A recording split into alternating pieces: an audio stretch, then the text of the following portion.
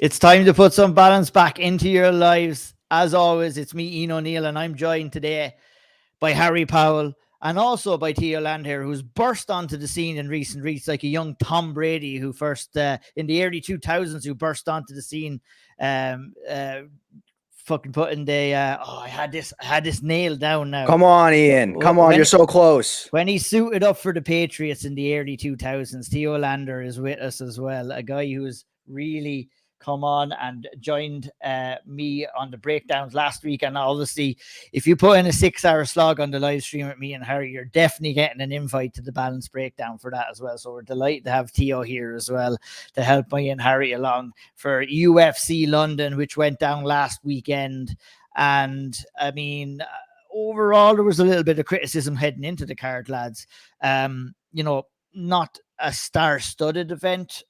Ticket prices were a big topic. And I guess, Harry, the fans spoke with their wallet on Saturday night because it looked like a generally empty stadium throughout, or empty arena throughout the prelims. And even the main card, I was looking, and there was lots of empty seats on show as well. And I think, as recent UFC Londons or UK events have gone down, this probably went down as the least anticipated and probably the one with the least amount of talking points that have come out of it. But there is some talking points, that being said. Your thoughts overall on the card itself, Harry? So I think, our man on the ground, Mr. Andy Stevenson, fair play to him for taking a food tour around London. I respect that gratefully. He mentioned that by sort of the upswing of the main card, we were looking at about 85% full, right? So clearly the ticket sales didn't drive fans away too drastically because, 85% of an arena full is a lot of tickets to sell. Not enough tickets if you're the UFC, right? If you're the UFC and you're going anywhere, you expect to sell out, especially when you're taking the show on the road, right? So I think that there's talking points to extrapolate on there. Was it because the ticket prices were too much? Was it because there isn't that scarcity desperation of the UK market? Is it because the card itself wasn't star-studded bangers? Even though, right, if we list off all of the 15 names that were in these fights, we know all of them. We've seen all of them before. All of them are people in the European market that carry a stock, carry a name, and people want to see them. And so I think, to me, I don't think it's about the name value of the card, because there's plenty of name value on the card. I don't think you need necessarily a Paddy Pimblett or a Leon Edwards at this point to really bolster those cards. Well, maybe you do if it hasn't sold out. Maybe if we do add a Paddy Pimblett, maybe if we do add somebody like that, it might have helped a little bit, perhaps. Maybe it wouldn't have. We probably won't know now really going forward. But I mean, I think it's mainly down probably to the oversaturation, where you've gone from that pay-per-view card that you had the last time to this, where I do agree to the hardcores, there's a lot of name value on this, but to the casuals who might want to come and watch Paddy fight, and to the casuals who maybe want to watch a championship fight, this card maybe wouldn't have stuck out to those kind of people. Maybe, but I think that the cost is the barrier to entry, not the card value. Because if you put a Paddy on the card and you put him against, let's say, Matt Frivola, right, which is guaranteed fireworks, fine. I think the problem there is if you're marketing to a casual audience and you're saying the barrier for entry is 150 quid or 180 quid, that's an incredible amount of money for a casual fan to fork out for a single fight or a single person, right? And so I think there's obviously a correlation between the price and the attendance, but I don't think it's causation, right? I think the price in of itself was the first barrier to entry. And I think actually I lean far more towards where you're leaning to, which is that the London crowd, up until a couple of years ago, when we were looking at a single card every year, every now and again, I remember going to watch the Jimmy Manuwa. There was a Gunnar Nelson. I think Joe Duffy was on a card. I think Stevie Ray was on a card. And it was buzzing from first fight to last fight. Everyone went wild for every single UK, and, Gunnar Nelson, essentially a fucking Irish fighter at this point, right? Like, everyone went mental for every name that they knew. It felt to me as though the crowd were turning up to London on Saturday and they were saying, "Oh, sure, look, this is the UFC thing that we see twice a year, and it's not, doesn't carry the same reverence, doesn't carry the same weight for them." And that's a shame, you know? Yeah, it is. And like, to piggyback off what you were saying, you know, we highlighted a couple of things, but it's a number of things maybe accumulated together, Theo, that might have had an effect on this. Obviously, having as many cards as they have had in the last couple of years, the price, you know, a 15 fight card as well is not gonna, like, I mean, anybody who did show up, you know, and if we're talking 85% full, you didn't even really get that kind of atmosphere within the arena. Maybe briefly as Tom Aspinall finished his fight, which we'll get into in just a few minutes, but it's definitely something that the UFC are going to have to look into. And I know Dave Shaw was talking to Andy about maybe bringing a card back to Ireland, or maybe moving one of those London cards to somewhere else in the UK, which might be the thing to do going forward. Yeah, at this point, honestly, it just feels like they really just have to mix it up, right? Honestly, the vibe that I got from this whole event, right, this whole stretch of London cards we've had recently, going back to the first one that Paddy debuted on, I believe it was March of 2021, something like that. But like the first card that they had done back in London for a fight night was magical. I remember almost all the British fighters had finishes on that card. It was almost, people were drawing the parallels to UFC Dublin for the first one, right? So it sort of feels like they got a lot of UK fans from that event, and they've been holding on to them ever since. And they've come back and they tried to deliver good cards. They had Paddy fight there again. They're always putting Aspinall in the main event because they're trying to build him to be a bigger star for that audience, and it's working wonders as you see the response that he gets every time he steps out there now. But slowly but surely, every card that they've had is going to lack a little bit more luster, because you can't replicate the magic that you had on that first night. You can't expect every single card to be like the first time they came back to London. You can't expect every Irish card to be like the first time they came to Dublin. So this really honestly just feels like the momentum was going to swing back this way no matter what they did. And with that being said, the momentum swung back heavily while they kept ticket prices as high as they should have been at the start. So now people aren't willing to pay that same price as they were previously. Not to mention, you don't have the star power like Paddy Pimblett or Darren Till or Leon Edwards, or those guys that they would normally be paying the ticket prices for. You still have Tom, who is becoming a bigger star by each passing day. You have Molly, who's also a big star, has sort of latched on to the Paddy Pimblett rise here as well. But she was the co-main event, and people who know MMA know that that wasn't really co-main event worthy, for lack of a better term. And so I think it's honestly just a combination of all those things. There's just always going to be this big swing of momentum coming back after how great the first event was. And this is just sort of the consequences of that, I think. Yeah, for sure. Very well said. And I mean, that brings us into the main event. A guy who was definitely looking forward to coming back was Tom Aspinall after his last stint in UFC London, where he fought Curtis Blades and done his ACL or MCL or whatever he hurt in that occasion against just in the first 15 minutes. So the weight of the world was on his shoulders. The anticipation of him coming back against Marcin Tybura in this main event was something that, you know, a lot of fans were looking forward to. He was looking in great shape. And he went out there, Harry, and he got the job done in less than a minute and a half, less than 90 seconds, 1 minute, 13 seconds into round one. He landed a straight right hand and followed up with some ground punches. And normally we have to wait a little while to get straight into your severe spotlight, but he was the guy who had the spotlight shone on him from last Saturday's card this morning. And you can check that article out on SevereMMA.com. It was a really good performance from Tom Aspinall, and one that we had expected, and we kind of, you know, flirted with the idea that this fight might not get past a round, and, you know, maybe even 2 rounds as well. You know, it was a fight that was made for him to come in here and do exactly what he did. But, you know, that level of uncertainty coming back from injury added that intrigue onto this main event. But Tom came in, Harry, he did the job. What parts of his kind of game plan that he brought forth and his finish that really stuck out to you in that performance? I think the thing that got to me the most in the fight was the mental fortitude, right? I mentioned at the start of the article that there is a connection between mind and body when you're an elite level athlete, that they are so used to being at one. There's a kinship between the two entities, because when you are in these high pressure situations, whether you're a Tour de France rider, whether you're an NFL quarterback like our friend Theo there, or whether you're, you know, a UFC heavyweight contender, you are so used to your identity being tied to having command over your body, right?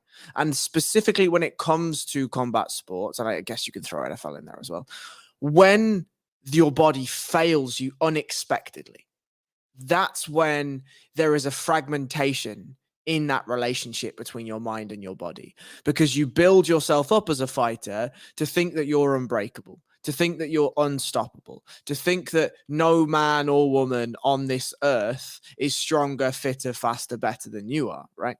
And so when we go out and in 15 seconds, we throw a kick against Curtis Blades, put our foot back down and your leg shatters, that is a decimating thing. Yeah, obviously for your physical body, but mostly for your mental fortitude, right? Because you can go to hospital like Tom did and you get your knee sorted and you'll be grand. You can walk again, you can kick again, things can happen, fine. But it's, do you trust yourself? Do you trust the vehicle with which you're putting into this high pressure situation? And those were the massive questions coming in. And Tom Aspinall came out and looked as though he was being paid by the second. Immediately, he set the pace on Tybura with the footwork. He strafed out to the outside foot battle, which we talk about almost every week when it's orthodox versus southpaw. He won that battle immediately, edged in, threw some shots, landed a big thumping right high kick, which Tybura just blocked, but still got stumbled. And then he just slowly chipped away, methodically moved in, one pocket exchange, and he was like, okay, I don't need to do any of that. And then lines Tybura up with this gorgeous, I remember, I've spoken about this before, but I once went to Stockholm to watch Alexander Gustafsson versus Glover Teixeira. And the day before that event, Dan Hardy put a striking seminar on. And I went to that striking seminar. And one of the ways that he taught you to reset from pocket exchanges or reset from positions that you didn't want to be in was imagine that you were standing on a pizza crust, right? So the apex of your stance is, whether orthodox or southpaw, is at the very tip of the pizza crust. And as you reset, you come down one line, you reset along the crust, and then you come back in. And if you watch Tom Aspinall line up the first leading elbow from the right-hand side, he does exactly that. He's in, he comes out, lines up the pizza crust, goes back in, lands the crushing right elbow. Tybura tries to bring a guard up to stop it, but the 1-2 is already coming. As the 2 lands, we know what happens next, right? Just a really impressive performance in all facets. The confidence through the roof. The footwork, great stuff. The cadence of his movement, great. Some of the head movement, some of the unwillingness to be in exchanges, fantastic. And then the ability to pounce on his opponent when he knows that they're hurt, the accuracy to land the shot, the versatility to have these shots in the arsenal to set up the finish. Lovely stuff. I feel that Tom Aspinall is a really special athlete in that fact, and especially that was on show on Saturday night, coming back from such a serious injury, Theo. And, you know, he spoke about it, and just kind of piggyback based off what Harry said about, you know, having that doubt coming back from injury when your body does let you down.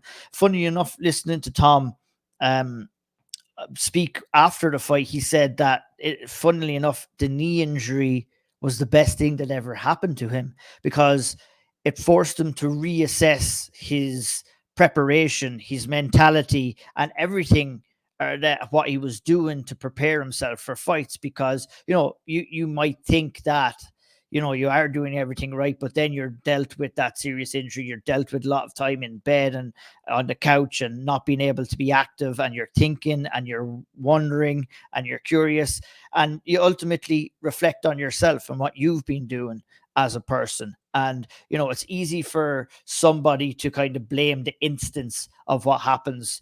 It was just an unfortunate injury. But, you know, Tom Aspinall showed the level of athlete that he is coming into this fight after such a long time, to really reassess who he is as a fighter, who he is as an athlete. And I think that that's the differential in between becoming a contender and becoming a champion in a certain division. Do you like seeing that kind of mentality from Tom Aspinall? And how do you feel about how he portrays himself as a fighter? Because we have many champions within the UFC who don't crown themselves with too much glory. But Tom Aspinall seems to be, to me, like a really stand-up guy, and a guy that you can really market as a champion within the UFC, and a guy who you could really market to build and grow the sport of mixed martial arts. Well, I'll answer your second question. I do like to see him being so outward with what he believes in himself. I like him saying, I'm going to face the winner of Spivak versus Gain, and then I'm going to beat John Jones. I like it when he maps those things out, because Tom Aspinall's MO for the entire time he's been in the UFC has been, not a quiet guy, but a guy who's honest, a guy who has a funny personality, a guy who, reminds you of someone that a guy who you can sort of relate to. And so now that he's coming out and saying these things like, oh, I'm going to go to Paris, I'm going to sit front row, and I'm going to face the winner, and then I'm going to beat John Jones, it doesn't come off as a guy putting something on. It doesn't come off as a guy who is trying to market himself, who's trying too hard to be this thing that he's not.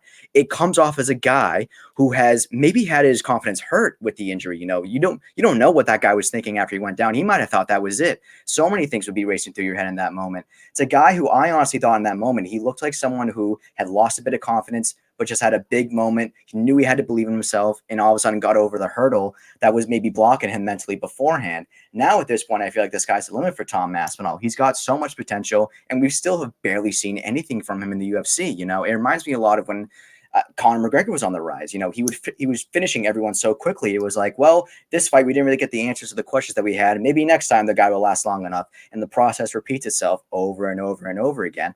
Tom Aspinall, I feel like, is a guy who, unfortunately, we're not going to get the answers to until he actually gets in there in a title shot. I don't know who at the top of the heavyweight division is going to be able to last with this guy. And the unfortunate part about that is I don't feel comfortable about anybody stepping in with John Jones. Have they not gone the distance yet? Have they not pushed back, or have they not been pushed back? Have they not received any adversity thus far? The reality is, we know Tom Aspinall is great, but we still don't know that much about him, to be honest, as a fighter. So there's a lot to still learn with Tom Aspinall. He's certainly got the skills to pay the bills. He's got all the ability in the world. But when push comes to shove, we just don't know what happens. And I think, based on the reactions he's had previously to getting damaged and getting tagged briefly in fights, he responds well to taking hits. So I would guess he has a strong ability to stay in there in a dogfight. But we just don't know yet, to be honest. Yeah, lots of ifs and buts and wonders right now. And Tommy even alluded that to about his style and what he brings into the octagon in his post-fight press conference as well, saying that we haven't even seen half of what he has to offer inside in the octagon. And I think, it leads us right along to the next kind of topic of conversation on what is next, Harry. And obviously Tom has said out what he wants next, and that would be the winner of Spivak and Cyril Gane. And I think, that's the right move for him, because I think Graham and Sean spoke about it on the big podcast this week that, we don't want to rush this guy ahead too quickly. Obviously, he wants that motivation to go in and face a guy like John Jones. But sometimes, as a fighter, you have to leave your ego at the door, and you have to be careful with what you wish for. You have to ensure that you're absolutely ready for that challenge at the top. I feel that we're going to see a lot of these guys, your Pavloviches, your Jailton Almeidas, and whoever may come along. And we're going to see those fights eventually. But it's about priming yourself and putting yourself in there. And we'll talk a lot about experience in the cage later on when we talk about Shauna Bannon and a couple of other fights as well. You have to be sure. And I think that Tom Aspinall is ticking off all the boxes here, especially with the team that he's set up, his reevaluation as a fighter. But still, this is kind of like a new chapter in his career right now. And he has to tread carefully in the decisions that he makes and who he fights in the heavyweight division in the near future. This is where it gets difficult, right? Because I think Tom Aspinall understands the game. Right. He's played the game the way that he wants to, in that he's tried to be himself, as Theo alluded to earlier. He's been the honest, funny personality, just sort of who he is, Jack the lad, that kind of thing. And it's gone over really well, especially in the European scene. But I do think he understands that there comes a point where you have to start calling your shots. You have to start asking for what you want. And I also think at some point he realizes that John Jones wants to retire. Right. But John Jones is somebody that can be goaded into situations. John Jones is the bully. John Jones is the person that doesn't want to be feeling like somebody has a psychological edge over him. And so I think Tom Aspinall's playing a game of chess twofold. One, he's a fighter, so he's entirely deluded about his own skills, right? He could be nothing and say he's willing to be, he's going to be the UFC champion in 5 years, and your man's 43, like they're just entirely deluded as to their own skill set. So I think if you sat down and said, hand on heart, Tom Aspinall, do you beat John Jones? He's like, yeah, of course I fucking do. Like, you're out your mind, right? Whereas we're here like, Jesus, do you, like, that's John Jones, right? You're aware of who that is. And he's like, yeah, of course. And you're like, okay, sure. But I also think that there's an element where John Jones, I think he realizes and sees John Jones' character and says, well, John wants to be able to walk away saying, I went and I cleared out the light heavyweight division. I was the greatest light heavyweight of all time. I went up to heavyweight. I won the title there. I beat the winningest, sorry, Sean. I beat the winningest UFC heavyweight champion of all time. I did everything. If you are sat in a pub and you're chatting to your friend, you can pull that argument, that resume out, and you can have a debate about it.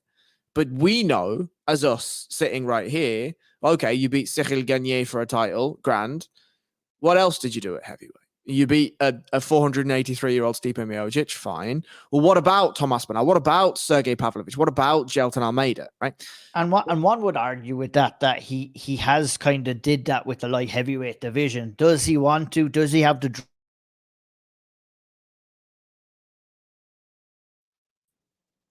I think if anything, I don't know what happened there. We kind of switched around. I don't know what happened. If anything is to be said of that, all roads are leading to no.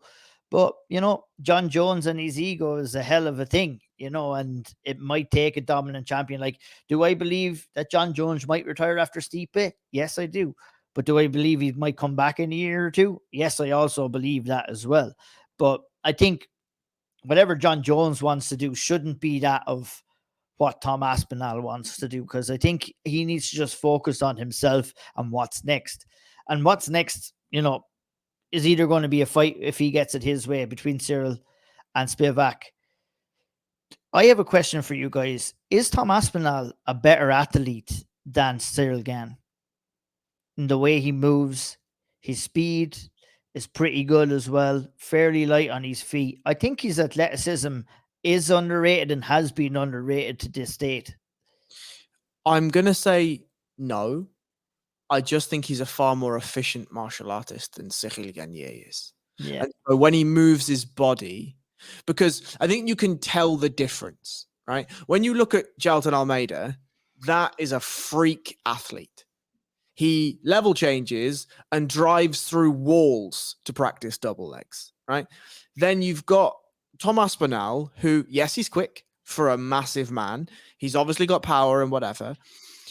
But the way he moves is that of efficiency rather than of doing things that you don't expect a human body to be capable of.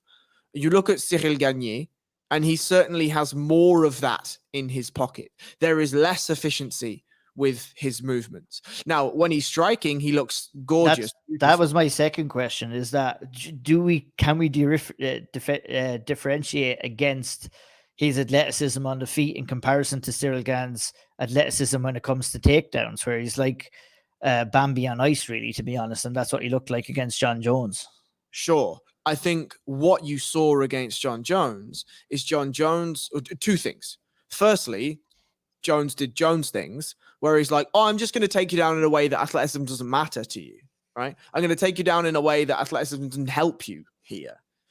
But he's also, Cyril is realizing that when you're in there against somebody that actually can do the grappling things and you can't do the grappling things and you're the same weight, athleticism does not help you in the slightest. If you don't have the technical abilities, you can be any level of athlete. You could be Brock Lesnar.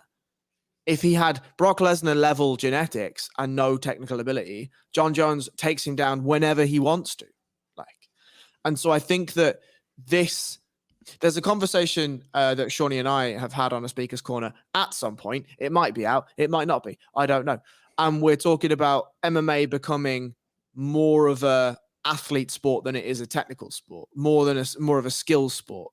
That was out. I can say that was out last Thursday on SevereMMA Patreon. Check it out. SevereMMA/points. Lads, thanks very much. I appreciate you.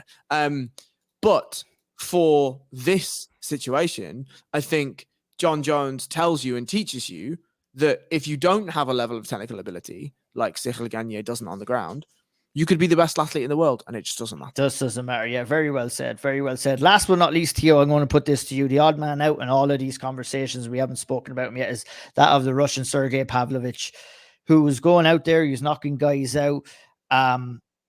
Curious as to where he fits into this occasion. Now, does he stay on the sidelines and wait for the winner of Jones and Miocic? You know, does Tom Aspinall fight twice in that time and kind of overtake him? Because, to be honest, he's probably worked his way into a title shot, to be honest, at this stage.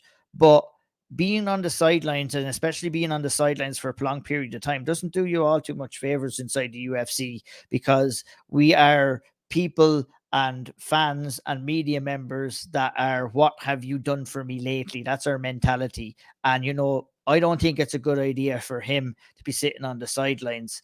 I'd love to kind of see Tom Aspinall and Pavlovich go fight next, and let's leave Cyril to kind of fight a couple of times. I don't think he deserves. I think he's had his shot at the title. He's had another shot at the title. I think he's failed twice. I think we let him build against the next up and comers. See, let's test out his grappling. What would you like to see for Sergei Pavlovich next? Tom Aspinall, in short. But, you know, going back to what you were saying about, you know, sitting on the sidelines, is that a great idea? Is that the best move going forward here? The UFC has not really been very kind to anyone who's willing to sit up for a title shot, albeit for a few star exceptions. Other than that, you know, Dana's always like, oh yeah, I love when guys say they just want to sit out and not fight forever, like sarcastically, of course. But yeah, I think honestly, Aspinall's the next best thing for him, other than just sitting out for a title shot, because you've got this guy in Aspinall who's got all the momentum, who's got a bigger fan base now over in Europe, who's a big deal over there.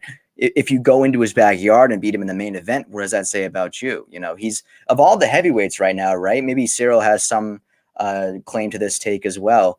Who has a better backing behind them by their own country than Tom Aspinall? Or like Cyril Gane in Paris when they fought against Tai Tuivasa, that crowd was electric. But that's the only thing we can really go off of. And it's so new, the sport of MMA in France to begin with. I reckon that Tom has a much bigger backing behind him. And so if you go into his backyard where he's so heavily favored, where he's so heavily loved, and where he's the new shiny toy on the block that everyone's talking about, if you take a guy like that out, they don't have a choice but to give you a title shot. So I think honestly that's the next best move for both guys. And also for Tom, Pavlovich is a guy who was the backup fighter for Jones versus Gane, was he not? So yeah, that'll get him right up to the title shot as well. So I think it makes sense for both guys. I think stylistically, that's a great fight because we want to see Tom get tested on the ground. I think Pavlovich might be the guy that gets us there. But regardless, I just think it makes sense for all those other reasons as well. Yeah, interesting to see what's going to happen in the heavyweight division. But a person who was making moves in the co-main event, that was Julia Stoliarenko, who moved down from 140 pounds down to the 125 pound division to take on Molly McCann, which, you know, was coming off that defeat of Erin Blanchfield, had a big chance to kind of right that wrong in the co-main event. And it couldn't have gone any worse for her in reality, Harry. From the get-go, she looked like she was in the zone. She looked like she was kind of trying to get herself up. But as soon as her back hit the mat, it was almost over immediately. And she'll have to be very, very disappointed with that result. But I also have to highlight the fact is credit to Julia Stoliarenko, who everybody counted out ahead of this game. I did. The majority of other people did as well, but she didn't listen to a damn thing anybody had to say. She went in there and she got the job done, and she announced herself in the 125 pound women's division. Harry, your thoughts on the fight itself and how it went down? To be fair to us, right? What we said in the preview was, if this hits the mat, Molly might be fucked, right? And we said, if she can keep this standing, she will win. And I think, to be honest, what we saw from the brief moments with which things were on the feet. Theo mentioned it immediately. Theo said, you can tell that there is a vast power discrepancy here. Because when Molly was landing, there was big reactions from Julia Stoliarenko. And when Julia was looking to land, Molly was either evading the shot, landing her harder counter, or wasn't looking bothered at all by what was coming back. I do feel like Molly had gotten herself prepared as best of her ability. She came in genuinely looking focused. Fight week, she wasn't doing the big, loud, vivacious, sort of effervescent nature that she usually is. And she was saying, I'm just here to be focused. I don't need to scream and shout and do all this stuff. I just need to fight. The performance on the ground was not good. Like, it is not good. We spoke on the night about how these UFC Fight Night cards should be used, in my opinion, in a specific way. And those slots are already, it's almost like a template, right? That there is definitions that you slide those fighters or fights into certain positions on the card for a specific reason. When you see Molly McCann essentially give her back to get up, not look to strip any hooks, not look to get her back to the fence, not look to try and strip grips, not look to maneuver out of that takedown attempt in a way that is correct, frankly, or at least effective, that's a bad sign. For then her to scramble in the back exchange like she did, and when Stoliarenko started to look for an arm, we could all see it 15 minutes before when we were watching the turtle exchange. And if we can see it, Molly McCann should be able to see it as well. We're not the trained fighters. I mean, Ian, you are obviously, but we're not the trained fighters. We're not UFC caliber athletes. Molly McCann is supposed to be, right? And so when the armbar starts to be locked in, Molly makes some poor decisions from a defensive perspective. Now, she's very unfortunate in that when she rolled through for the armbar, the cage stopped her from being able to roll all the way through and lift her shoulder up and take some of the pressure off. But equally, I think when you are being spatially aware, it's not like she'd been hurt and rocked and her equilibrium was off and she didn't kind of know where she was and was just fighting off instinct. This was a grappling situation that she should have been focusing on specifically in her camp. Like, that's exactly what was going to be my next point as well. It's like, it's disappointing to see Molly getting caught in that position, but it would be absolutely foolish to suggest that she wasn't constantly drilling that. A Julia Stoliarenko who won 11 fights by submission and 10 by armbar in her career so far. And I mean, that was her go-to. And then you find yourself tapping out to that armbar after just 1 minute and 55 seconds in the first round. It's really, really worrying to see that from Molly, where it's like, one thing that we can say about her skill set is one thing, but we have found, and she has spoken a lot about the mental side of things there. And I'm wondering, does the pressure of being a big co-main event and having the weight on your of the world on your shoulders coming in there to try and promote it, and like Harry said, Theo, she didn't go above and beyond to promote it. She wasn't saying any crazy stuff. There wasn't too many pre-fight interviews or anything like that, but you could see the way she was trying to gear herself up. She was shouting at herself. She was jumping up and down, and that to me, it can look at two ways. It can look like she's ready, she's up for this, or it can look like, I'm not motivated, I'm not on my game tonight, and I need to do all this shouting and jumping around to kind of get myself geared up and mentally ready, because she just didn't show up when the fight went down, really. Yeah, and I honestly don't look too deep into is she excited this week? Is she yelling? Is she doing this or that? Because every fighter is different. Every week is different.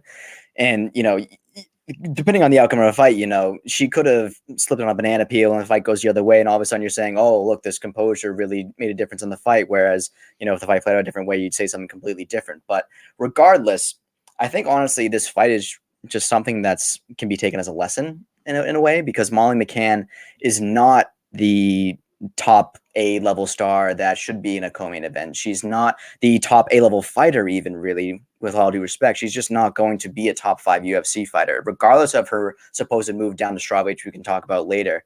But sure. She's perfect to open up a main card in London. She's perfect to be a filler fight in the middle of the card because she does throw hard, because she does have the willingness to get into exchanges, because she does have fun fights, and she's a likable personality for some people, although she is incredibly polarizing. Love her or hate her, most of you are going to tune in to watch her no matter where she is on the card. So we don't need her in the co-main event. Molly is going to drive some ticket sales, but not enough for you to justify putting her up in a co-main event anytime soon. So I think, honestly, this whole fight was really about understanding who Molly McCann is. She's not Valentina Shevchenko. She's not Ronda Rousey with the stardom. She's a tier or two below that, and that's fine. There's plenty of fighters in the UFC who have made long careers for themselves, who have made lasting legacies, just being fun fighters that people like to tune in to watch. Molly McCann can be that. Let's stop trying to pretend like she has to do X, Y, and Z, because if you don't reach the championship, that's all for nothing or whatever. There's something to be said for these people who are in the middling parts of the cards, who do have long careers because they're in fun fights, because they're fan favorites. Molly McCann can be that. That's fine. But let's stop pretending like she has to be a UFC champion or she's a failure. Oh, 100%. And we definitely would never have alluded to that fact with her. It was always question marks. But that being said, and with all the criticism, Harry, I don't think she showed her true potential based off what she showed us in the past, really, on Saturday night.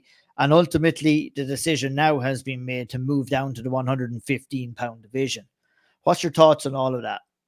I know I know exactly what you're going to say. Fuck weight cutting. I mean, look, my issue in the performance on Saturday was not one of physicality, was not one of pace or power or cardio. It was one of skills, right? And so when we're talking about, I'm going to move down to a lighter weight class, my answer is, for what? Like, you were landing the harder shots on the feet. You were the more physical fighter at 125. And so why are we cutting an extra 5 kilos when the problem isn't weight, it's skill deficiency, right? And I don't know. There's an element here where she's in and around a gym, and to Theo's point, right? I think there is an element here, and I'm fucking tangenting already. I can hear it, but I'll get there. Go for it. Is like, Theo's absolutely right. We need to cherish fighters for whatever skill set they are. We can ask for improvements. We can champion improvement and progress at all times. But we also have to put our realistic hats on and say that we've watched Molly McCann in Cage Warriors, right? We know who Molly McCann is, right? We watched Molly McCann on her debut. We watched Molly McCann in UFC Liverpool. We have seen that when she's on and she fights the fight she wants to fight, she'll win for sure. But she's not a well-rounded mixed martial artist. She is not what we would call, or what I would call, a modern MMA fighter. She is one of the older era of fighter who's putting pieces of this sport together to make enough of a run where she can be a player at either 115 or 125. I don't think the answer is having to spend a significant portion of your camp training to get weight off rather than training to build skills. Because if Molly can hit us with the Francis Ngannou, where Stipe throws a single, Francis sprawls, and the fucking world erupts, and we're like, holy shit, he defends takedowns now? Like, if we can see something like that, and Molly can make the skills gap up to a degree whereby she can start to implement the game she wants to, she will be a player. She's a very, very tough fighter. She's a versatile striker, and she hits hard. If you can add on to that significant takedown defense improvements, and we've been asking this since we've been covering her, right? If she can finally turn the corner, fine. I just don't think the weight cut is the answer for that. Yeah, I would tend to agree there with everything that you said, and yeah, the move down in weight class, I'm not so sure it's going to work. Like, I mean, you're going to be stuck with a couple of difficult challenges down in 115 as well, and it seems to be the go-to move of any fighter that is kind of struggling in a weight class above. And we've seen it not work more times than it has worked inside the octagon, as Harry puts his head in his hands. And it leads us on next to our next fight, Theo, and a weight topic as well surrounding Nathaniel Wood, who looked the clearly smaller guy against Andre Fili in there at 145 pounds. And we spoke about this on the live stream as well. It's going to be a real problem for Nathaniel Wood as he tries to move up the 145 pound division. Yeah, and the way that I was thinking about this earlier, I was pondering a lot about how Nathaniel Wood could go moving forward, because we did have a long discussion about, well, look at X, Y, and Z here at the top 15. Does he beat this guy? No, probably not. This guy, probably not. So his real only physical ailment that he has, his only detractor physically, is his size. That being said, that's a huge problem to have, especially when you're in the 145 division, where a lot of guys are cutting a ton of weight to begin with, who are going to be way bigger than the average featherweight already. Now you're an undersized guy coming out of that division. Good luck, my friend. But with that being said, this guy's got elite hand speed. He's incredibly athletic otherwise. His footwork is pretty good. He goes in and out of range well. It just feels like sometimes Nathaniel Wood fights down to his competition. He might be one of these guys. Honestly, even the way that this Fili fight was playing out, felt like the first round, not to say that he was being a world beater at all to start this fight, but he was in control. He was starting to show the levels a little bit. And then all of a sudden he gets caught in round 2 because he's getting a little lackadaisical, in my opinion. He's staying in range a little bit longer than he should. And all of a sudden, Andre Fili, who maybe shouldn't have been in the fight as much as he was, has a chance to put him away. So I honestly feel like this is a pattern that we're running into in Nathaniel Wood over these last couple fights. And I think that his ceiling is a lot higher than people think when you look at his athletic ability outside of his actual size. So I don't think that, we can cap Nathaniel Wood as hard as some maybe are right now.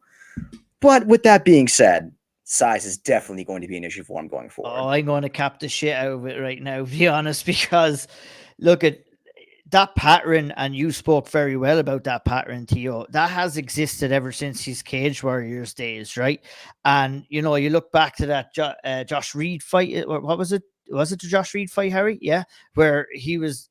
Look at 135. He had the ability to beautiful striking, good technique, but is privy to get caught into a war and is privy to getting hurt and coming back. And when you're at 135 and these guys aren't thrown with as much force as they are at 145, there's only so long that you can get away with it, right? And he got away with it time and time again. He didn't get away with it against John Dodson, though, and that was at 135, and he almost didn't get away with it with Andre Fili. And we also have to be very realistic in realizing that with all due respect, it is Andre Fili. It is a long-time UFC veteran, but it's a guy that's going to be beaten by a lot of 145 pounders as well in that division. So while Nathaniel's roads raw skill and technique can get him so far, his ability to take that shot and absorb that damage, he's not going to be able to do it with those bigger guys, because Fili isn't an outstandingly big 145 pounder. But that's one thing that I would really worry about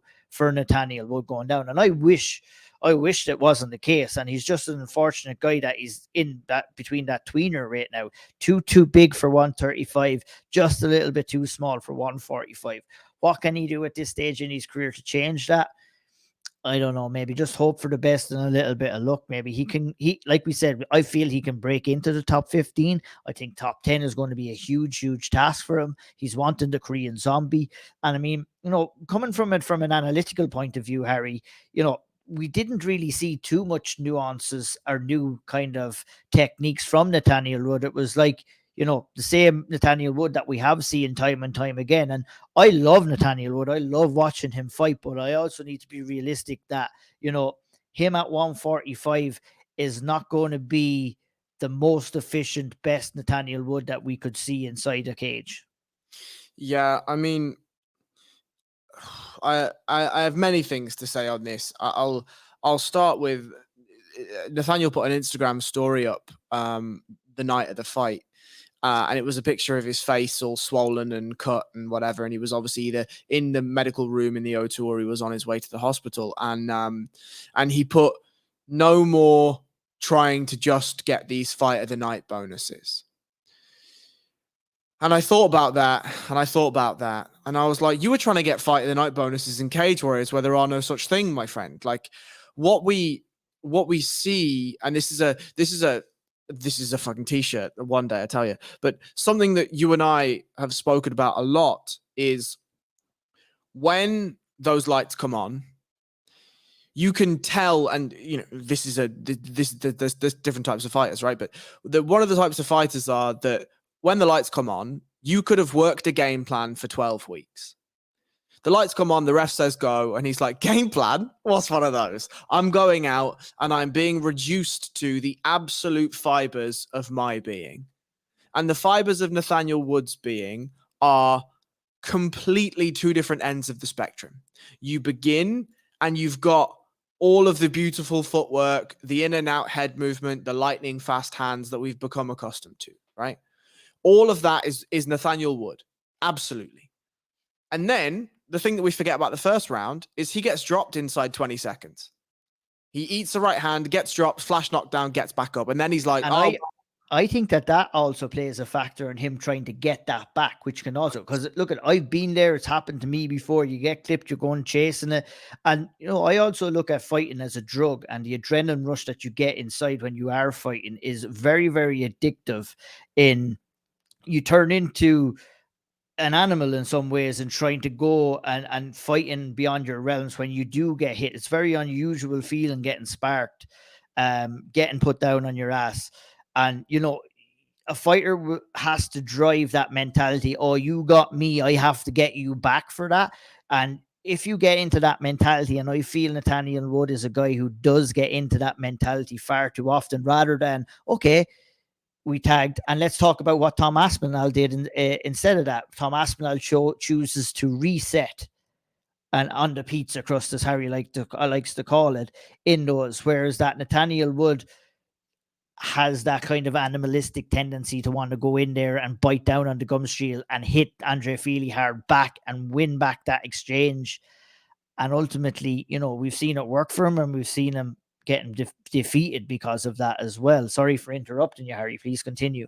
Not at all, please. And so I think my issue with that is, like Ian has said, and that was kind of half of my point, was like when part of your identity is to be that showman, when it's quite clearly tied to you in some fashion, it's very, very hard to diminish that. It's very hard to deplete that. It's very hard to tuck that away somewhere, especially when you're in such an animalistic environment like the octagon is, right? And in a style, like I was thinking about it after Saturday night, like if I was Nathaniel Wood's coach, how do I game plan for him to beat the more elite versions of 145ers, right? And the answer is, it has to be a perfect fight, right? It has to be a perfect fight in that we can absolutely build off the range control that he has. We can absolutely build off the speed. But what we can't have, like you've said, is any tendency for pocket trades. We can't have any tendency for biting on feints that we shouldn't. We can't have any missed head movement or footwork, and we have to be able to meld the grappling offense in with the striking offense. And against 145ers, and just to the final point about the chin, is we've seen him hurt and dropped at 135. We've seen him stopped at 135. There is a level with which you can take damage when the impact isn't as vast. When you're at 145, the impact of those shots are going to be far, far, far greater. Now, is that balanced out by him cutting 10 pounds less weight? Maybe. That's hard to say. I don't know. But you don't want to be getting into wars at 145, which he's going to have to, right? Look at Arnold Allen versus Dan Hooker. When you get to the upper echelons, even Alexander Volkanovski took a good few shin licks off Yair Rodriguez. Shots are going to be taken. You're going to have to take them.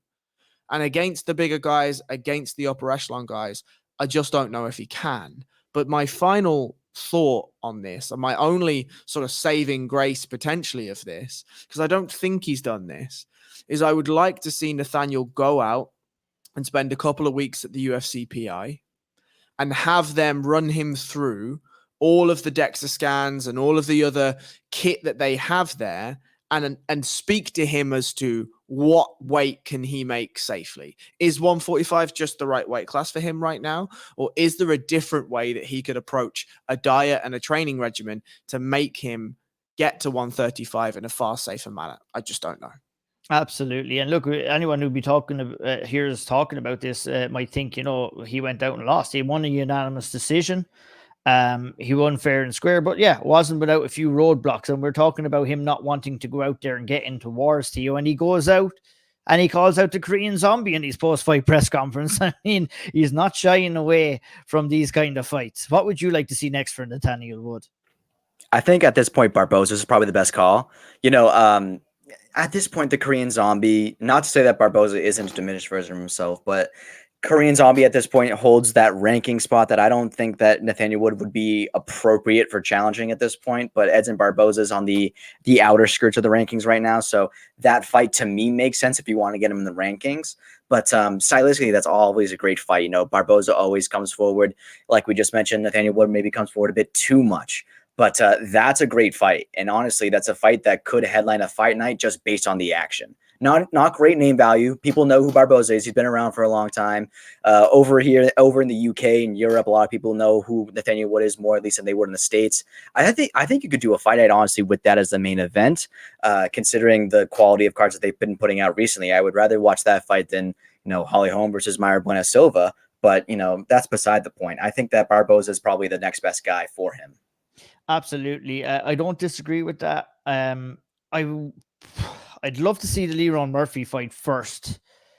Let's see who's going to get that push. Is it going to be Lerone? Is it going to be Nathaniel? And there's a lot of history, a lot of beef there as well. It'd be interesting. If you were to give me one name, Harry, because we got to move on. We're getting on up in time. If you were to give me one name for Nathaniel Wood next, who would it be? Edson Barboza. Edson Barboza. Let's do it. 2 for 1. That means Edson Barboza is the next one. I'm outnumbered this week, lads. There's nothing I can do about it.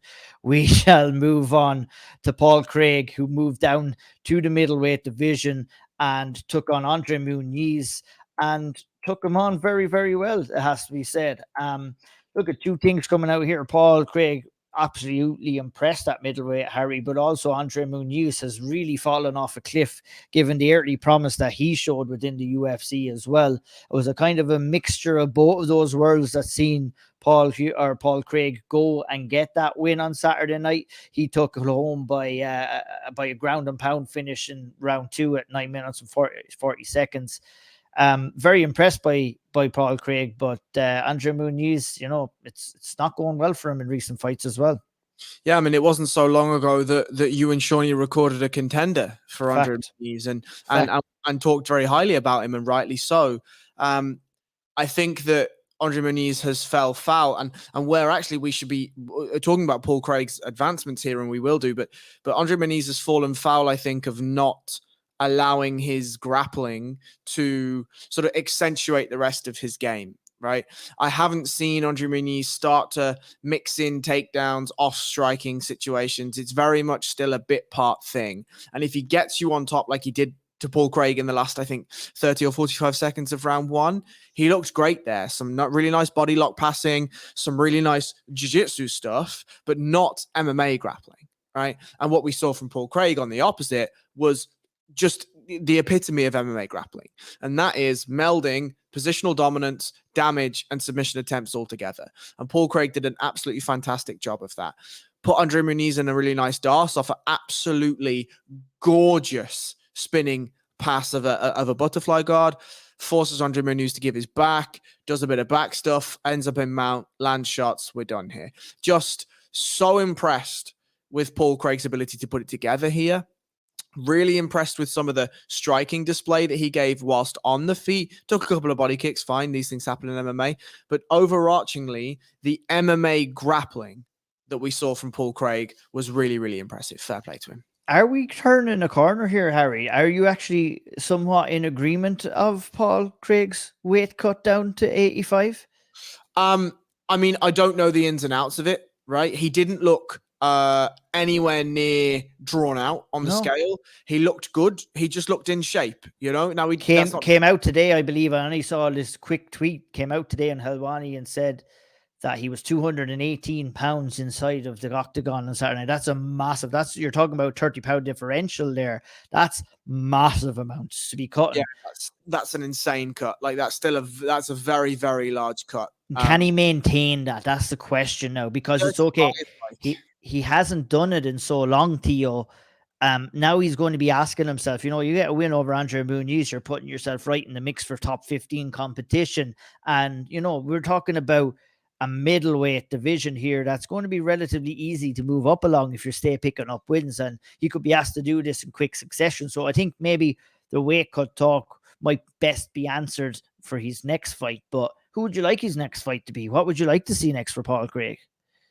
I've been thinking about this ever since the fight ended. I'm getting like hot flashes thinking about Paul Craig versus Bo Nickel. Oh my God, I want to see that fight so bad.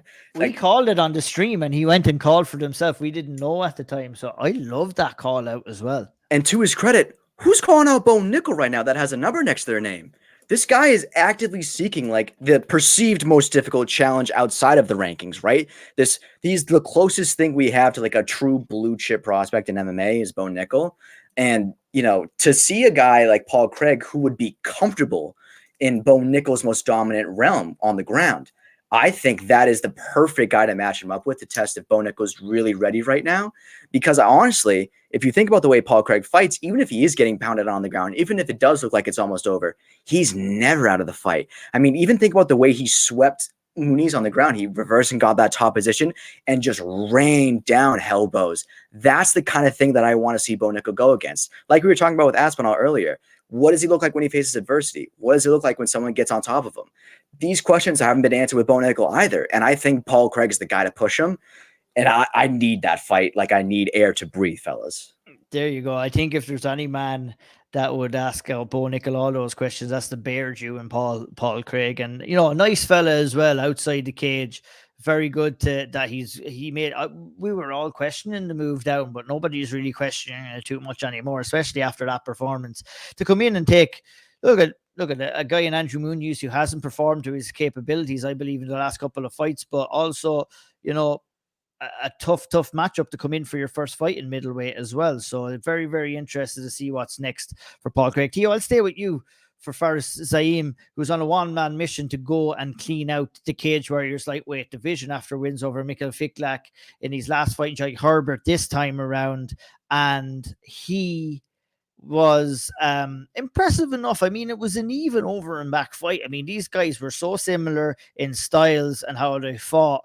The decision was unanimous, and we can't argue too much about the end result. Even Jai came out after the fight and said, he was disappointed and he felt he didn't show up properly. But a guy like Jai Herbert at this stage of his career, he can't really afford to have too many nights like he did. Obviously, he didn't get blown out of the water, but I think a Jai Herbert performing at the 100% of his capabilities is beating a guy like Faris Ziam. Yeah, but at this point, you kind of start to have to wonder, what is really left for Jai Herbert? Has he leveled out in a sense at this point? Because we've seen him come up to the big stage, we saw him fall, numerous times before this. I'm not really sure if he'll be able to reach that next level. Not to say that I'm going to count him out by any chance, because, as you guys know, I'm always willing to give people a second chance. I'm always willing to think that anyone can be in the top 15, right? But, Jai Herbert at this point, I'm not sure that I'm really looking forward to tuning into his next fight. It seemed like Faraz was sort of buzzing him on the feet a little bit here. He started panicking, shooting for takedowns, and then holding on, not really doing much with them. But good for Faraz for being able to, actually take advantage of the moments where they were at distance, to actually capitalize on those moments and score damage that was willing to actually get him the decision. Yeah, but as far as Jai Herbert goes, man, I don't think that's a performance that many people are going to be saying, man, I can't wait to see that guy again. Absolutely. Like, I mean, maybe I'm burying the lead here a little bit, Harry, and for Ziam and his growth since that loss against Terence McKinney as well, because he came in, and we know Mikael Figelak, and we know Jai Herbert, two difficult guys, and he's went out there and handled both of those gentlemen very well. Like I said, no real qualms about the result. I think everybody acknowledged that it was Ziam's night, and he's set himself up for a pretty big fight in UFC Paris in September. Yeah, I'd say so. I mean, I think Theo kind of hit the nail on the head for me with Jai Herbert, and it's like, when do we just make a decision? When do we make a decision that we say, look, Jai Herbert was a really, really solid European level fighter, right? But he doesn't have to be anything more than that necessarily, right? Like, he's come to the big show, he's got his sign, he's got his contract, he's done the fights, he's done whatever. Maybe this is just the level, right? And if that is just the level, fine, we should be happy with that. We should allow him, we should allow him to be whatever level he actually is, And so for Jai Herbert, I just think when you're out there and you're under those lights, like Theo said, you have to question what's left. Do you still want to run down a contract? Do you still want to look at saying you can make it to this point of the division or that point of the division? I don't know. But for Faris Ziam, I think there's if we're going to do it, can we get George Hardwick signed for Paris, and let's do that fight? We'll do the smorgasbord of Cage Warriors fighters, right? Let's just give me that. Like, I mean, maybe not give me that, but I'd be happy with that. No problem.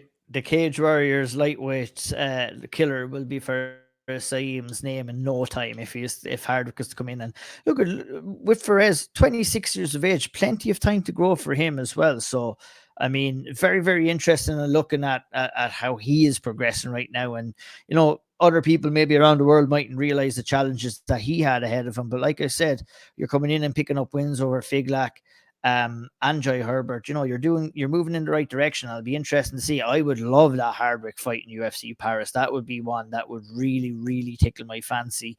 And yeah, I mean, let's see what happens. Let's see what's next for him. What's next for us is another one in the 145-pound division, and that is Lerone Murphy versus Josh Culibao, a fight which Lerone Murphy won by unanimous decision. And I think there's a conversation to be had with Lerone Murphy here, who keeps finding themselves in these kind of fights where he's undefeated. He's been on the shelf on and off. He's been trying to get fights, and it hasn't been happening for him. There's something for me here, Harry. I'll go to you first. It just hasn't clicked yet with Lerone Murphy, and it's going to have to start clicking fairly soon for him. I think I was having a chat with Spencer about this, and I agree with his position, which is you just have to give him a name now. He's 32 years of age. You're 100% right. He struggled to get fights. He's been injured. There's been problems in his personal life. This has happened. That's happened. He's had a really, really tough run of luck. But we can't wait anymore, right? Like, we just have to know now. We have to know, is he the guy or is he not, right?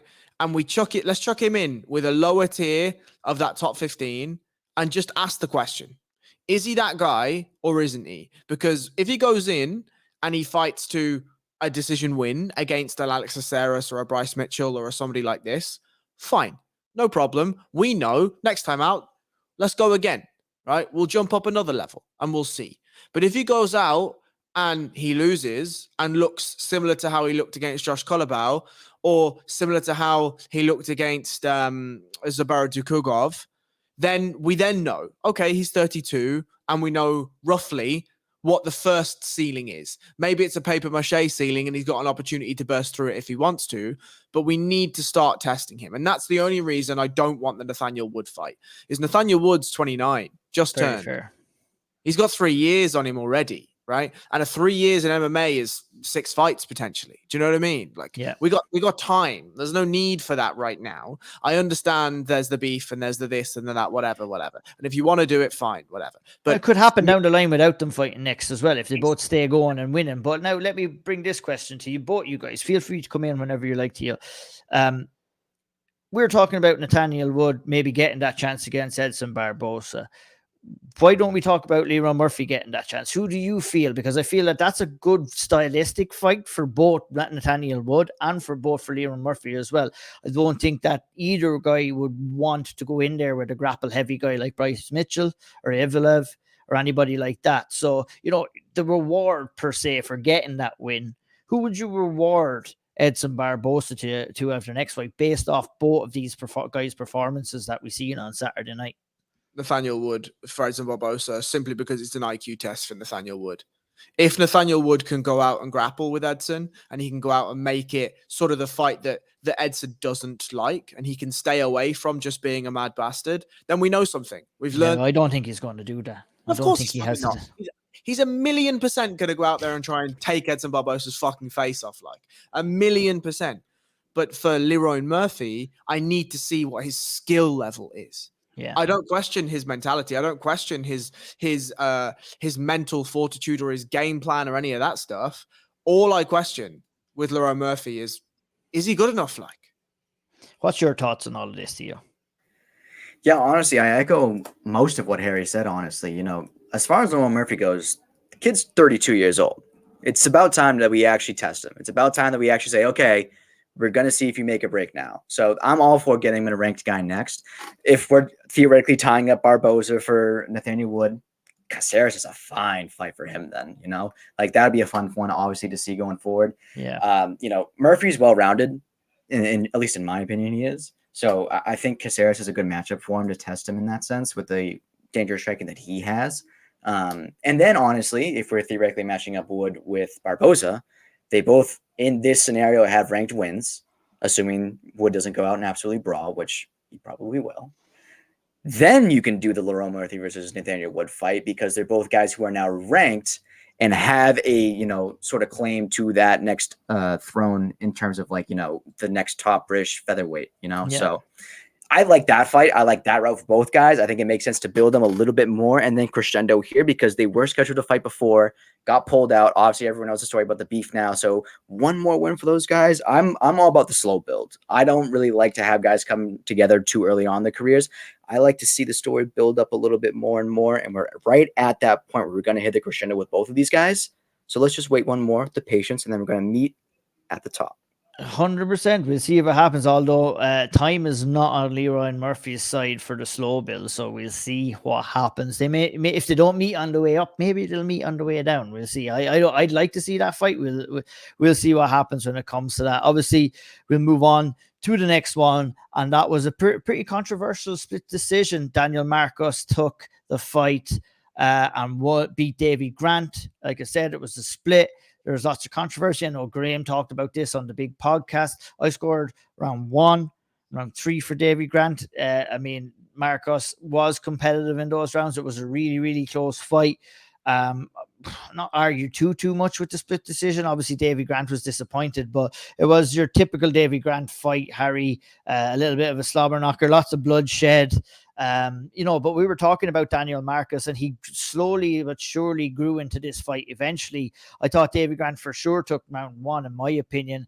And then, you could toss 2 or 3 up in the air. I think Davy Grant did enough to win at least one of those 2 rounds for sure. But the judges didn't think that. At least 2 of the 3 judges didn't think that.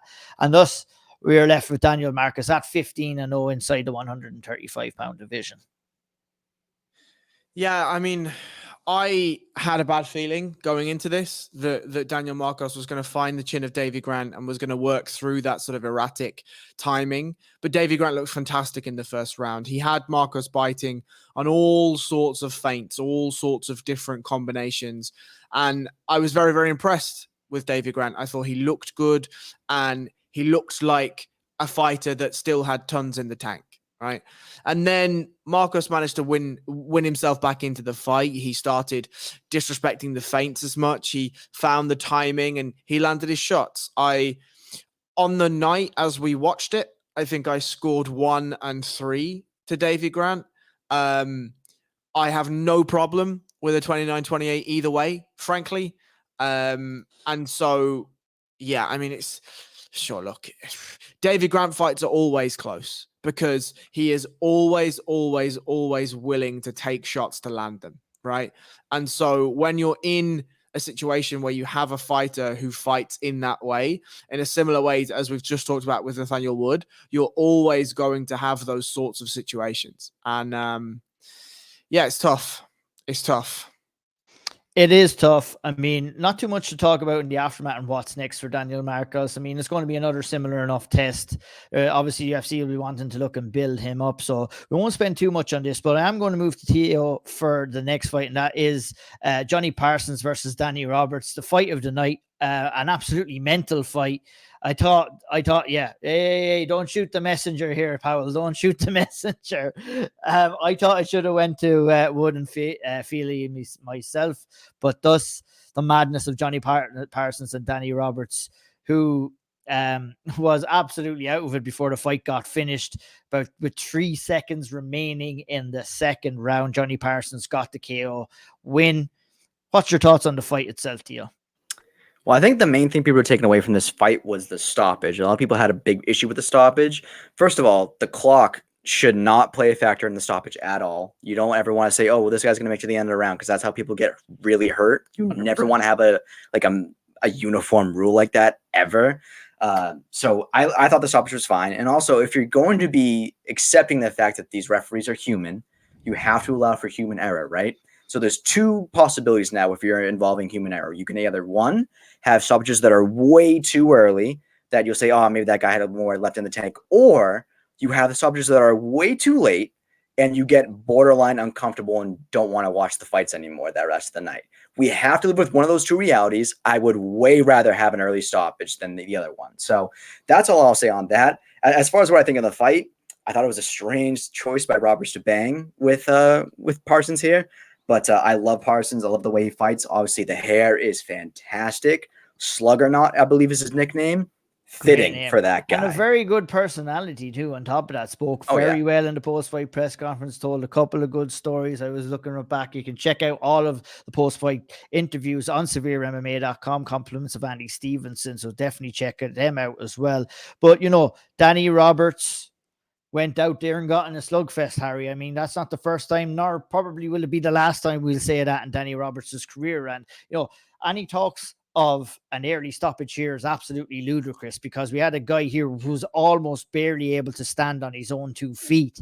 And we're talking about early stoppages here. I mean, we should be talking about what his corner should be doing to try and maybe protect him a little bit more, so that he might have the chance to go on and fight a little bit longer into his illustrious career. Obviously, 37 years of age right now. He doesn't have too much long left to compete. So I thought the stoppage was excellent. It was perfect. And the way the fight was going, I mean, it could have ended a hell of a lot worse for Danny Roberts if it ended any other kind of a way, Harry, you reckon? Yeah. Forget any bad stoppage talk. Like, the amount of damage that both of those guys took in the fight, and you want to talk about stoppages? Like, for what?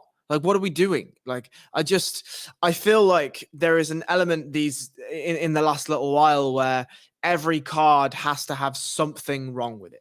Right? Every card, there has to be a talking point, or there has to be something where people can be frustrated or upset with. Like, we are over an hour deep and we're still on the main card. Like, that's where we've said this card wasn't maybe the greatest UFC card for a London crowd. Fine. But we're still out here and we're still talking ad nauseum about the fights and the storylines coming out of it. And so I don't know.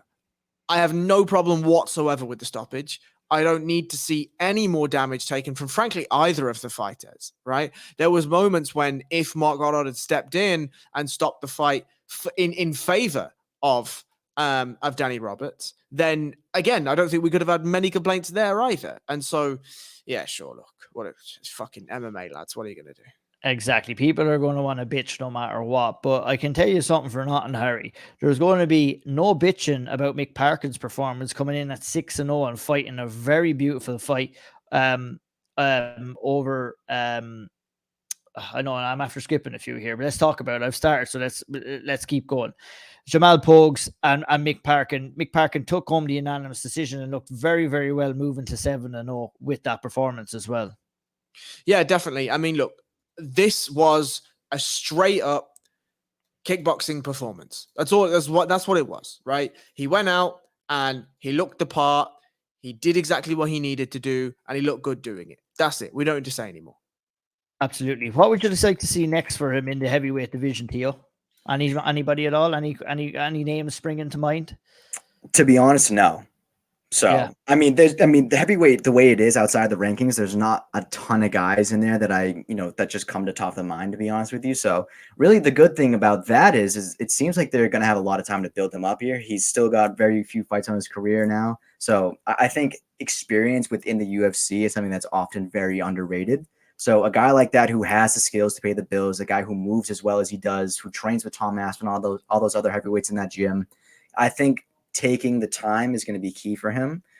There's no reason to rush right now, especially if you got a guy like Aspinall who's going to be challenging for the belt. I don't think he'd be too keen on, trying to step on his toes too early. So I think honestly the best move going forward for him is just slow it down.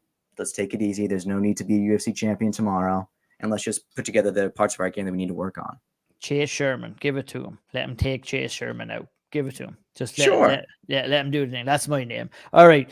Moving on. We skipped over this one, unfortunately, but we're back to it. Joel Alvarez, Harry came in there and picked up a beautiful Darce choke. It was in the end a beautiful Darce choke, but an unfortunate circumstances led to that with the clash of heads in a fight that Mark Diakiese was doing very, very well in overall. And it's just a disappointing kind of ending to what could have been a kind of a great fight. And now we don't have any clear closure on how the fight would have went. And that's unfortunate for Joel Alvarez as well. Nobody's fault here. Maybe it could have been handled a little bit differently by the on-site officials. I mean, just talk to me about the fight first of all, Harry, and we'll talk about how it was handled after the fact. Yeah, sure. I mean, going into the fight, we sort of all said that we expected positional grappling dominance from Mark Diakiese and then submission offense from Joel Alvarez. And that's exactly what we saw, right? I think what we looked at was Mark Diakiese showing off this newfound grappling that he's managed to work on. And then we got to see a ton of the submission potency or the attempted looking for submissions, a very active guard from Joel Alvarez.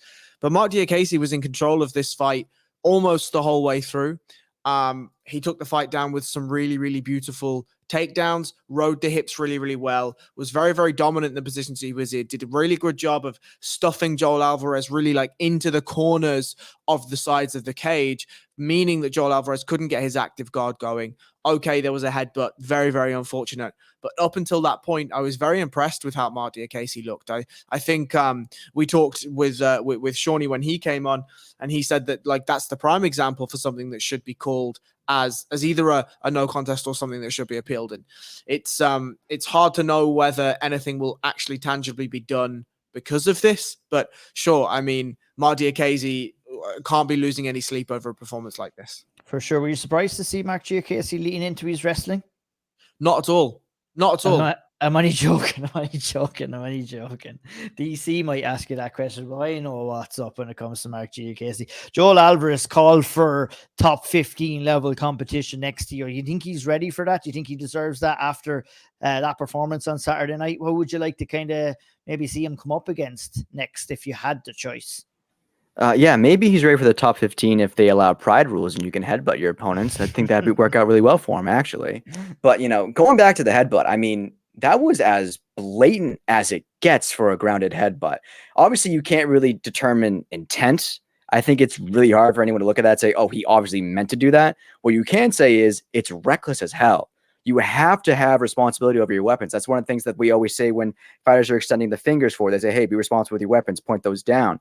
Same thing applies to driving your head into someone else's skull. Like, don't do that, obviously. Have control over your upper body. That was Muradov. That was Muradov. That was next against Brian Barberena, who went and headbutted in the guard. This was 2 headbutts in a row. It's easy to get a mistake, but I felt that Alvarez's headbutt was not intentional. It was just two guys moving into space where they got. Now, Alvarez was dipping in a little bit. It didn't look the best, but definitely very unintentional. And we also had Diakiese, who moved his head up towards Alvarez when Alvarez was moving his head down. Just an unfortunate clash of heads, but we'll definitely talk about Muradov Barberena in just a little bit, and because he basically headbutted him in full guard and should have got a point taken away.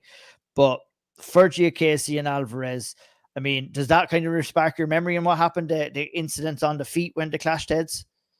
Yeah, well, in that case, it did definitely lead to the stoppage. Like, you can't say for sure that it didn't have an effect. So that definitely, 100%. I think, is grounds for appealing. 100%. Yes. Like, that's the type of thing that should be, you shouldn't have punished the fighter who won because it wasn't intentional. He did what he was supposed to do. But you certainly can't punish the guy who was headbutted. Obviously now, like we said before, I think on the stream, that I don't think the UFC would punish him in the sense of giving him like a lesser fight upcoming here. Like they typically are pretty good about those things when a fighter loses and they really shouldn't have, or something weird happened in the mix. So I think he'll be fine going forward in that sense. But yeah, it's just one of those like really unfortunate things that if the commission is there for appeals and for other things like that, and it's not being utilized, we sort of got to ask ourselves, like, do we have the best system in place? Like, is this something that is going to work going forward? Because like we said, that's the exact thing that should lead to a no contest if you appeal it.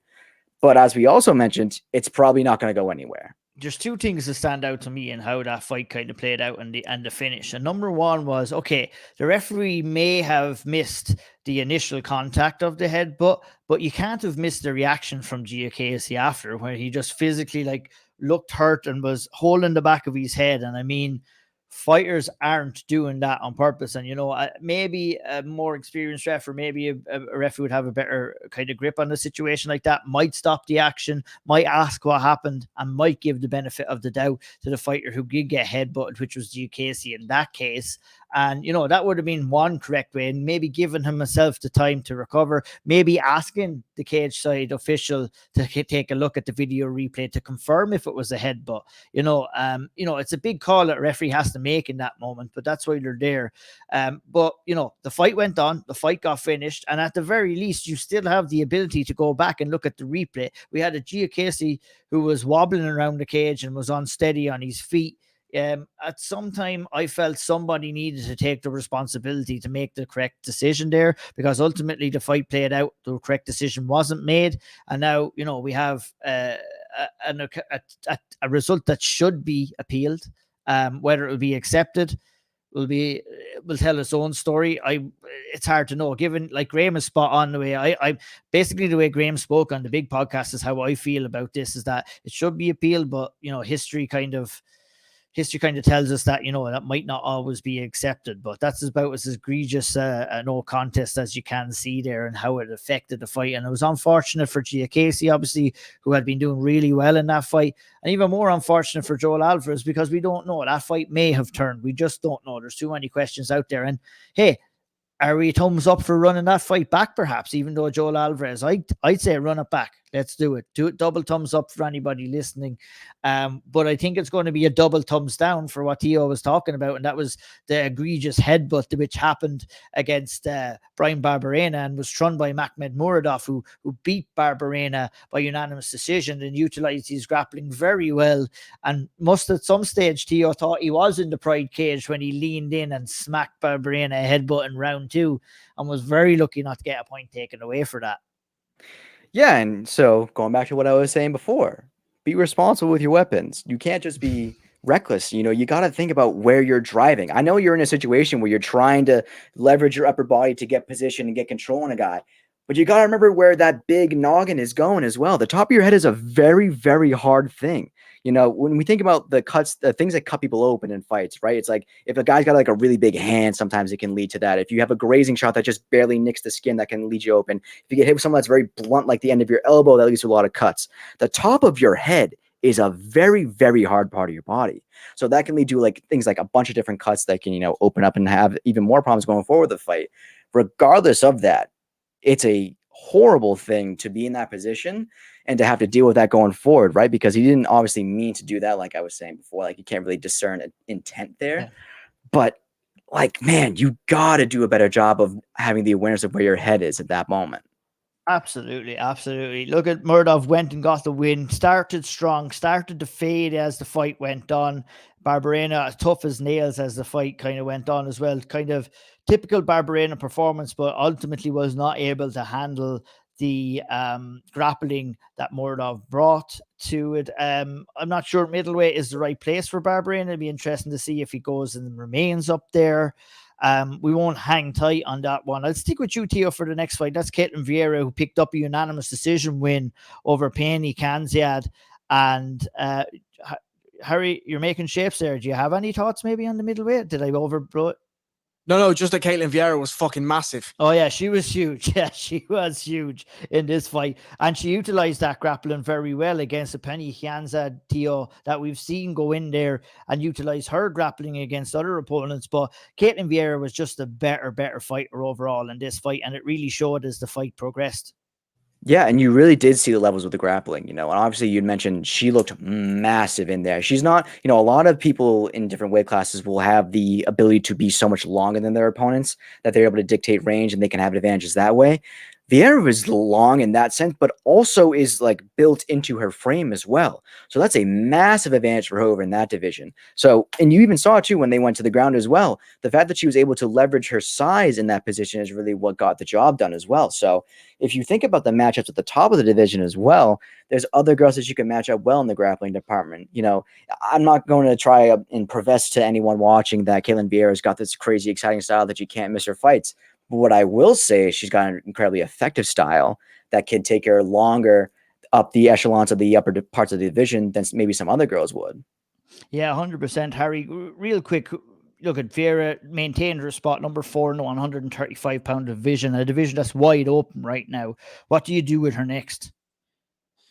You could either wait, right, and just chuck her in with whoever wins the title. I have no problem with Bruna Brasil. We talked about that on the live stream. Sure. Obviously, both coming off wins. Bruna Brasil coming off a more prominently positioned win, but maybe not, as high a profile a win in terms of the skills being offered by Holly Holm at the age she is and the position she is in her career. But yeah, I have no problem with either of them fighting each other for number 1 contenders. Or if you want to wait and do Bruna Brasil first and then Caitlin Vieira immediately after, that's fine as well. I got no problem. Absolutely, 100%. Sticking with you, Harry, for Chris Duncan, who picked up a unanimous decision win over Nathaniel Ashmouz, the first guy to hand Ashmouz a defeat inside the octagon. Chris Duncan himself moves to 11-1. And I mean, it was a fight that was wild in stages, but kind of had the writing on the wall after round 1, where Ashmouz blocked the kick from Duncan, which apparently broke his arm or done serious damage. There's no reports coming out of what the injury was, but it was clear that Ashmouz was injured. And I think what we were talking about most about Chris Duncan was he going to be able to push on and get a finish there? Because we all felt watching that fight, Harry, that the finish was there for Duncan. He didn't get it. He won the unanimous decision. And I guess a win is a win is a win, as we say. Yeah, I mean, I think we should be critical of Duncan here, and we should be critical of Duncan because his level is better than what he showed, right? We could see that the shot selection and the variety with which he was choosing those shots was great. He saw that there was an opening for a right knee, threw it all the time. There was an opening for a right head kick, threw it. Really nice jab on him, some nice powerful hooks, some good body work, some nice teeps. Like, he had everything there. My issue is that he or his corner had to have known that Ashmouz was compromised.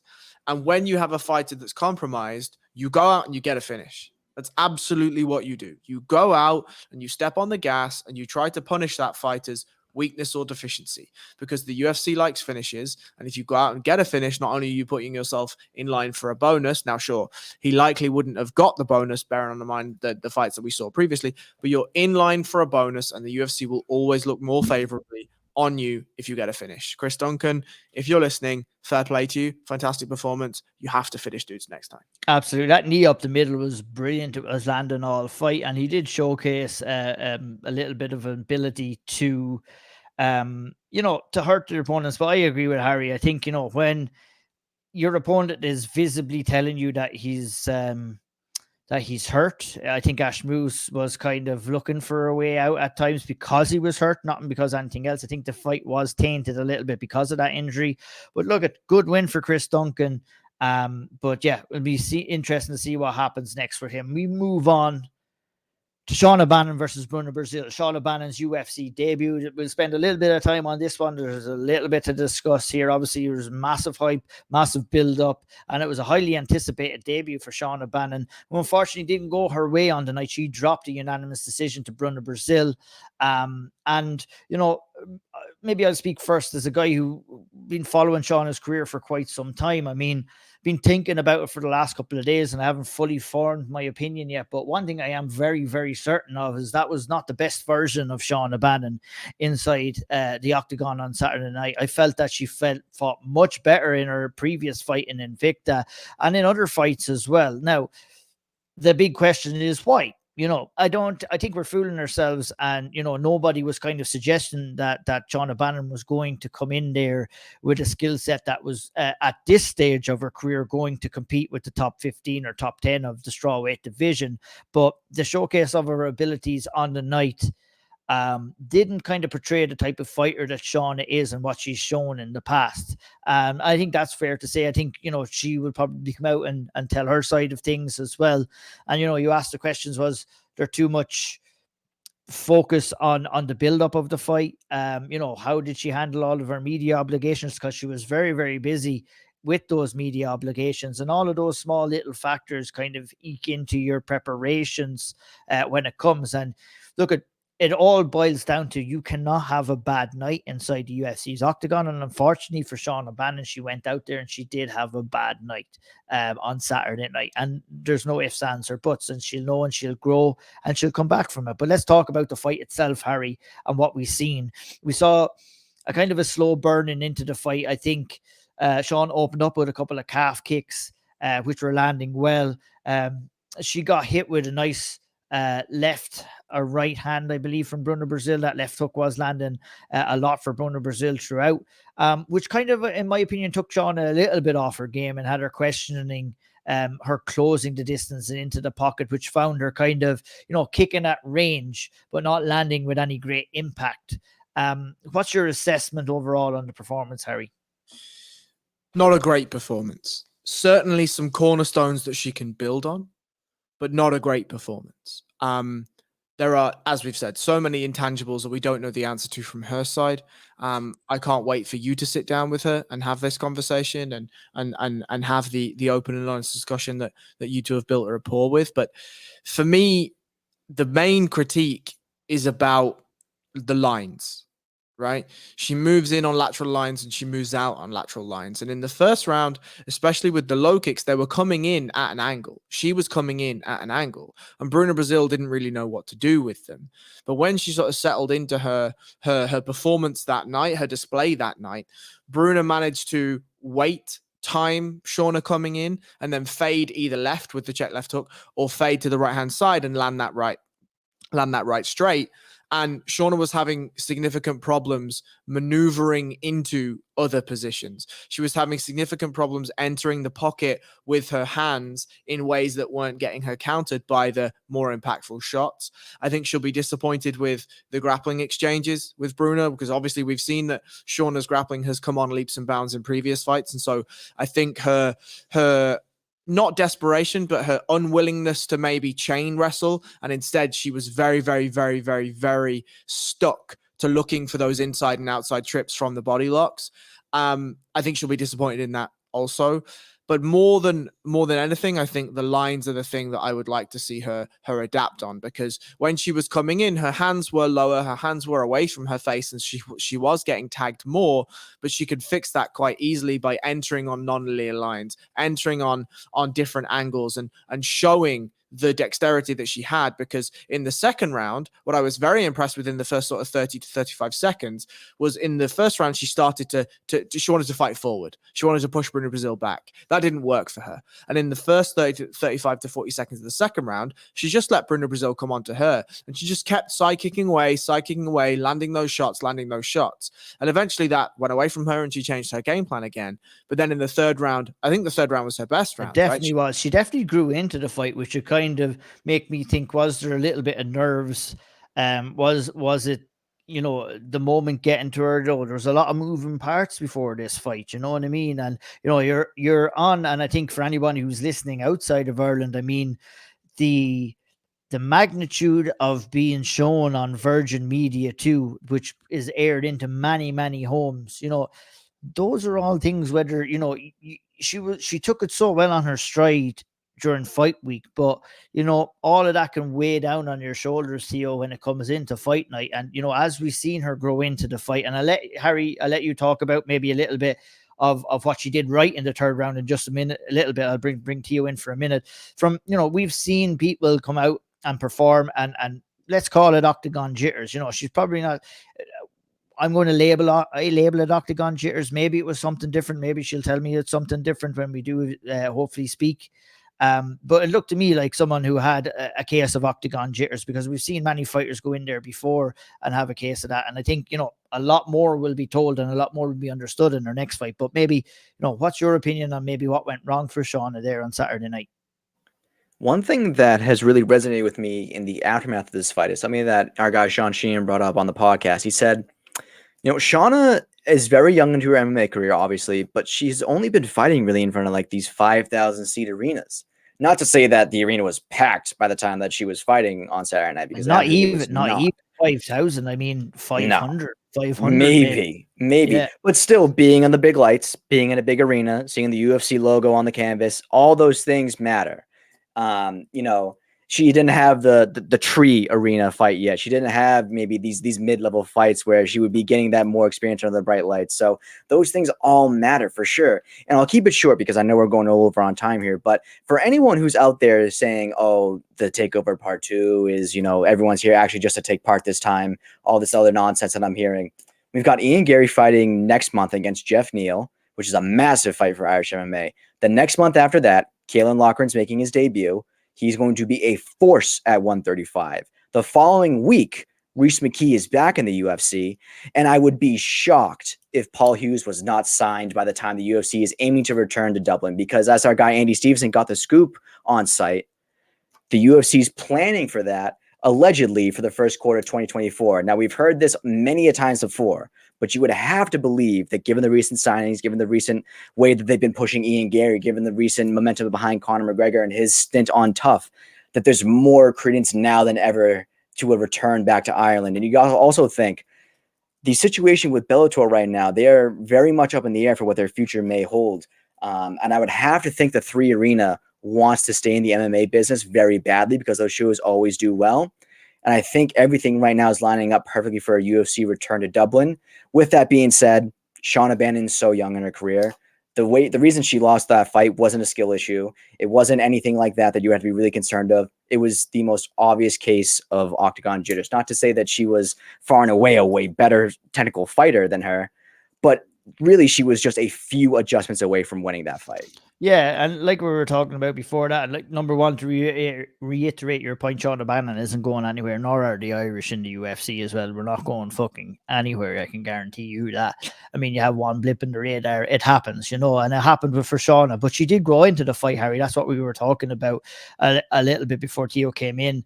And she showed, things that were right. And, when you really boil it down, 2 judges were split on rounds 2 and rounds 3. So she wasn't too far away. She didn't get absolutely destroyed in there. It's just a couple of adjustments that she started to make coming into the third round, really. 100%. And some of those adjustments were pairing the kicks and the hands together. It wasn't just immediately going to the kicks. It was allowing the punches to come first and then the kicks end combinations or come mid combination. She has that amazing fluidity whereby she can use her kicks as punches, essentially, right?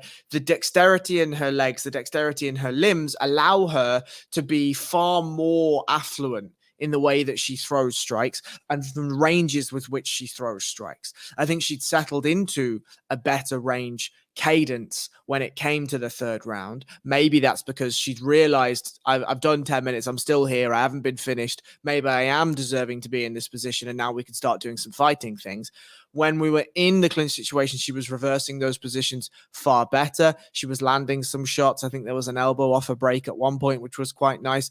And so there are certainly, as I said at the very start, when I was giving my critique, there are some absolute cornerstones here that she can go and be very proud of the skills that she displayed in the octagon. And I think I'm probably a little more cynical than you guys when I say that there are some things that I am worried about in terms of the skill department. But I would love to see, and can't wait to see, what Shauna Bannon turns up next time. Absolutely. That's going to be all and end all. And it'll be very interesting to see what happens when it comes to that. And that wraps us up for the balance breakdown this week. Obviously, one more fight. My connection shot the bed for this fight. Jafiel Filio picked up a nice arm triangle choke over Daniel Perez in the first fight of the night. That's a guy that we'll look out for in the 125-pound division. I just caught the finish of that fight. Didn't catch too much. And we'll finish it there. Thank you so much to Theo Lander. You can follow Theo Lander on all social media at LANDER_THEO.